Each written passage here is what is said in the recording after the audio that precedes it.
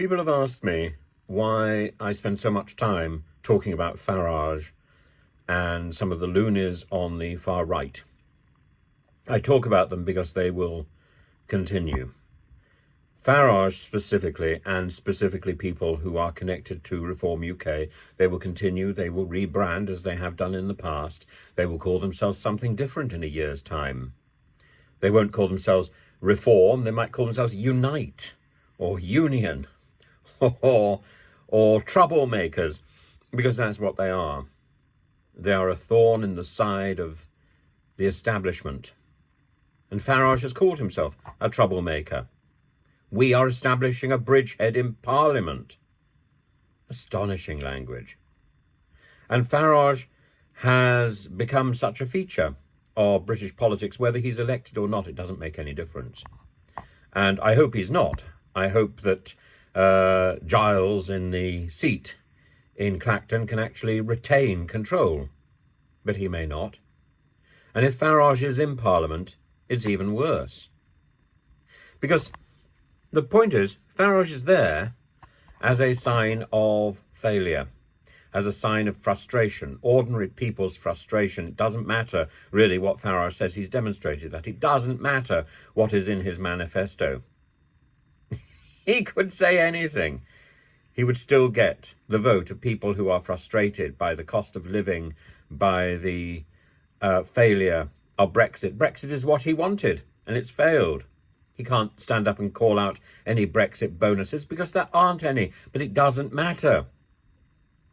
Because Farage gets his ammunition from frustration.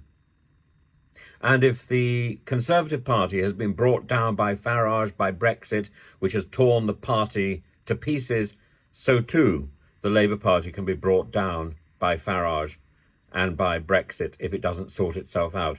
The Labour Party needs to keep its eye on the cost of living. It needs to make sure that whatever, come hell or high water, it deals with the frustration of electors, because they will elect Farage, and Farage will become Prime Minister.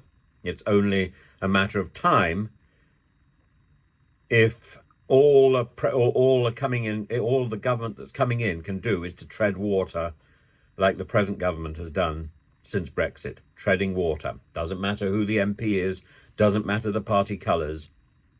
Boris Johnson, get Brexit done! And then he was treading water, trying desperately to keep afloat. Events, dear boy. Yes, events come along. But Boris had no plan to deal with them. Liz Truss.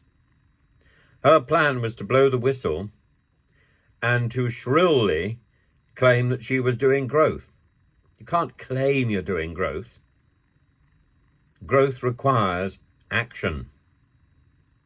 It's about parenting.